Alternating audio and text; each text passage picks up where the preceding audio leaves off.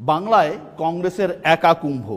গোটা রাজ্যে কংগ্রেস যখন অস্তমিত তখন বহরমপুরে দুর্গ আগলে রেখেছেন অধীর চৌধুরী। লাল ঝড় উঠেছে, সবুজের সুনামিও এসেছে, কিন্তু তার দুর্গের দরজা আজ অবধি ভাঙতে পারেনি।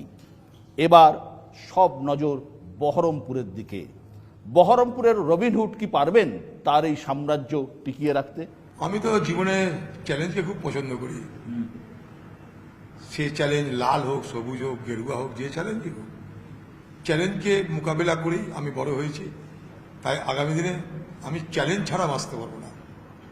আর আমি খুব এনজয় করি যখন কোনো চ্যালেঞ্জ আমার সামনে এসে খাড়া হয়, কারণ আমি স্রোতের বিরুদ্ধে সাঁতার কেটে সাঁতারু হয়েছি। একদম। জ্যোতি বসু, বুদ্ধদেব ভট্টাচার্য, মমতা বন্দ্যোপাধ্যায় গত 3 দশকে 3 জন মুখ্যমন্ত্রী দেখে ফেলেছে পশ্চিমবঙ্গ। বহরমপুর এর সাংসদ একজনকেই দেখেছে, অধীর চৌধুরী। কোন ম্যাজিকে? কোনো ম্যাজিক ট্যাজিক কিছু না, আমি কোনো ম্যাজিক ট্যাজিক জানি না।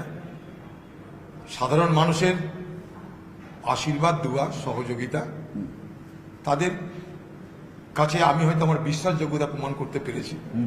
অন্তত সঠতা, চুরি, বাটপাড়ি, ছাঁচড়ামি, ছলনা, প্রতারণা করিনি। বাকি আমার কিছু নেই। আমি পড়াশোনাও জানি না তেমন। বাকি আমি কোনো কায়দা কানুন জানি না। আমার কাছে কোনো জাদুও নেই, কোনো ম্যাজিকও নেই। স্রেফ মানুষের সঙ্গে যা পারি তা বলি হ্যাঁ, যা পারি না তা বলি না। ব্যাস, আমার সীমাবদ্ধ ক্ষমতার কথা মানুষকে আমি অকপটে স্বীকার করি। আর আমার সীমাবদ্ধ ক্ষমতার মধ্যে আমি যার যেটুকু করার করি। আমার কাছে বিদ্যাও নাই, আমার কাছে টাকাও নাই, কিছুই নাই। বাংলার রাজনীতিতে দীর্ঘ সময় কাটিয়েছেন আপনি। অনেক উত্থান দেখেছেন, অনেক পতন দেখেছেন, বামেদের জৌলুস দেখেছেন, তৃণমূলের দাপট দেখেছেন। কতটা বদলেছে এ রাজ্যের রাজনীতি? এ রাজ্যের রাজনীতি সম্পূর্ণ বদলে গেছে। এখন ভালো লোক আর কেউ রাজনীতি করতে আসছে না। সব থেকে দুর্ভাগ্য এটা। না কলেজ আপনি দেখবেন ছাত্ররা রাজনীতি করতে চাইছে, না পাড়ায় দেখবেন কোনো ভালো ভাবমূর্তির মানুষ রাজনীতি করতে আসছে। এটা সমাজের জন্য বড় ভয়ঙ্কর দিন আসছে বলে আমি মনে করি। কারণ ক্রমশ রাজনীতিটা সরকারি দলের নেতৃত্বে লুম্পেনদের হাতে চলে যাচ্ছে, অর্থাৎ লুম্পেনাইজেশন হয়ে যাচ্ছে।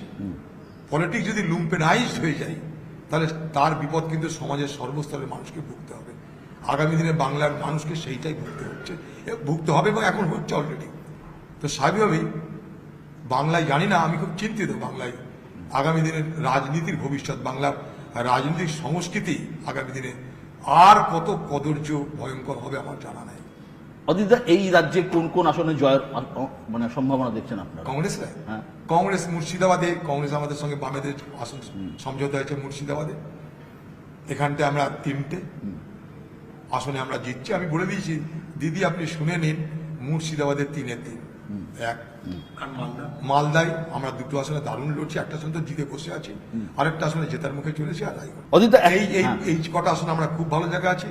পুরুলিয়ায় আমরা নেপাল মাহাত্মের নেতৃত্বে খুব ভালো লড়াই করছি। এই কটা জায়গার মধ্যে আমরা মোটামুটি এই মুহূর্তে সীমাবদ্ধ। অন্তত কংগ্রেসের কথা বলতে পারি। বাকি বামেরা কোথায় সেটা বামেরা জানে। মুর্শিদাবাদে বামেদের যেটা আমরা আসন আমরা বামেদেরকে ছেড়েছি, মোহাম্মদ সেলিমকে, সেখানে সেলিম সাহেব জিতবে। মুর্শিদাবাদে এসে অধীর চৌধুরীর নাম নিলে কয়েকটা কথা শোনা যায়। বহরমপুরের রবিনহুড, মুর্শিদাবাদের আবেগ। সেই অধীর চৌধুরী এবার তো রেগে যাচ্ছেন কেন? কোথাও রাখছি না আমি।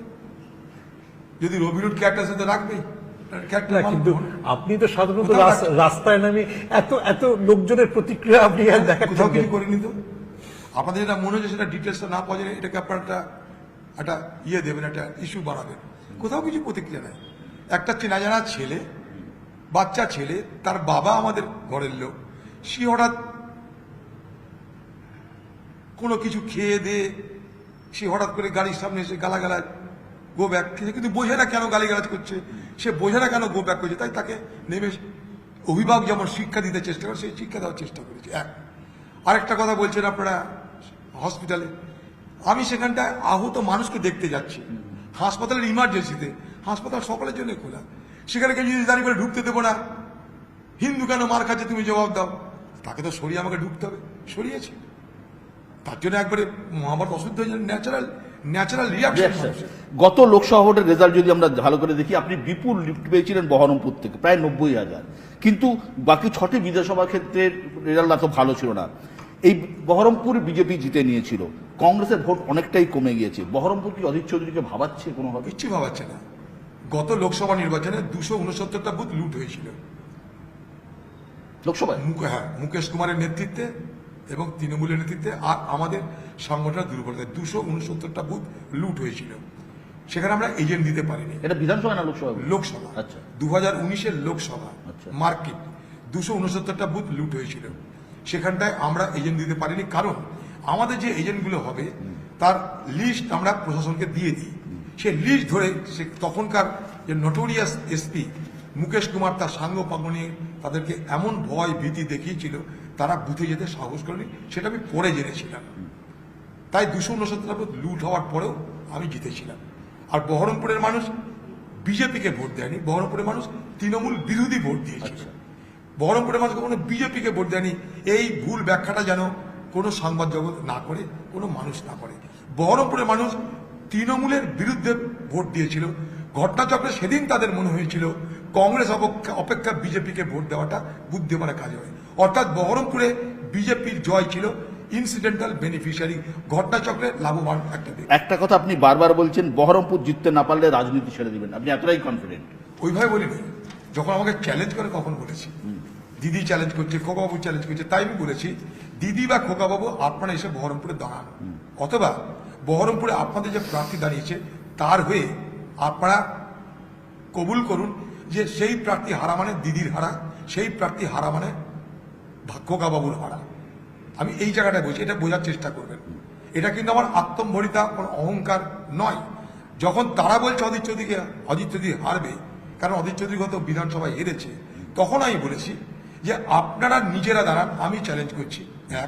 আমি যদি হারি আমি তাহলে রাজনীতি ছেড়ে দেবো। গতবার এই বহরমপুর লোকসভায় আমাকে চ্যালেঞ্জ করেছিল শুভেন্দু অধিকারী সাহেব। তিনি বলেছিলেন অজিত চৌধুরী যদি না হারে আমি রাজনীতি করা ছেড়ে দেবো। আমি বলেছিলাম আপনাকে ছাড়তে হবে না, আপনি হারান, আমি আরামসে রাজনীতি করা ছেড়ে দেবো। এবং তার সঙ্গে খোকাবাবুকেও জুড়ে দিয়েছিলাম। তো তারা কি করেছে আপনারা দেখেছেন। গতবার লেফটেন্যান্ট কর্নেল হয়েছিল তৃণমূল পার্টির, এবার লেফটেন্যান্ট কর্নেল হয়ে তিনি আসছেন বিজেপি পার্টির। বাঙালি স্বভাবত লাজুক বাঙালি, সেই বাঙালিকে দুবার জামা খুলে ওড়াতে দেখা গিয়েছিল, একবার লর্ডসের ব্যালকনিতে আর একবার মুর্শিদাবাদে। সেই অধীর চৌধুরী কি একই রকম আছেন নাকি ঈশ্বর বিদ্ধ হয়েছেন? সে এবার কি কথা, সে একটা অত বড় ক্রিকেটার, তার সঙ্গে আমার কেন তুলনা করবে। আমরা এখানটায় আমরা দেখুন ইমোশনাল, যখন যেটা হয় তখন সেটা করি। ওসব বুঝে শুনে কিছু করে না, হয়তো কোনো কারণে জামা ওড়ানোর ভালো লেগেছে উড়িয়েছি। আপনাকে তো মোদিজি পার্লামেন্টে দাঁড়িয়েও চ্যালেঞ্জ করেছেন যে কংগ্রেস 40 পেরোতে পারবে না, কি অধীরজি কি। না, ওটা তো আপনাদের এও করেছে, মমতা ব্যানার্জি করেছে। মোদি বলেছে 370, 400 অনেক কিছু বলেছে। মোদিকে আমরাও চ্যালেঞ্জ করেছি পার্লামেন্টে। অজিতদা, রাজনীতিক হিসেবে আপনি সফল, টানা 25 বছর নিজের কেন্দ্র ধরে রাখা এত সহজ ব্যাপার নয়। লোকসভায় দলকে নেতৃত্ব দিয়েছেন, কিন্তু অধীর চৌধুরীর স্বপ্ন কি, সেটা কি আদৌ পূরণ হয়েছে? মানুষের সেবা করা, মানুষের জন্য আরো কাজ করা। পূরণ হয়েছে আপনার? এটা তো অপূরণীয়, চলতে থাকবে। এটা তো পারপিচুয়াল না।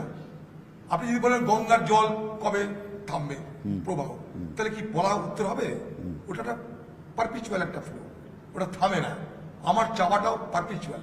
এবার বহরমপুরে জিতলে কি কি আপনার লক্ষ্যমাত্রা? দেখবো, আমি যদি কি সুযোগ পাই, সুবিধা পাই, তখন দেখবো। এখন থেকে আমি কি করে বানিয়ে বানিয়ে কথা বলবো? আমি বানিয়ে কথা বলার রাজনীতিবিদ নয়, ওগুলো মোদি দিদি জানে, আমি জানি না। এটা কি একটু অদিতদা বিনয় না, না? না, কোনো বিনয় না। আপনার প্রথম যেটা বক্তৃতা আমার মনে আছে, যেটা আপনি ভিয়েতনাম দিয়ে বক্তৃতা শুরু ওটা করেছিলেন। অন্য জিনিস, আমার যেটা বাস্তব, সেই নবগ্রামের দিন। বাস্তব যেটা সেটা বলেছি আপনাকে। আমি প্রথম সব জায়গায় একটা কথা বলি যে আমি সততা, চুরি, বাটপাড়ি, চাচামি, প্রতারণা করবো না। আজও তাই বলেছি, সেদিনও তাই বলেছি। আর আমি আপনাদের পাশে সবসময় থাকবো আমার সীমাবদ্ধ ক্ষমতা দিয়ে। তখনও বলেছি, আজও বলছি। আমি শীত, গ্রীষ্ম, শরৎ, হেমন্ত সবসময় মানুষের থাকার চেষ্টা করবো। সেদিনও বলেছি, আজও বলছি। আমার লাইন স্পষ্ট। বাকি ওসব ভরংবাজি, ওগুলো দিদি মোদি জানে, আমি জানি।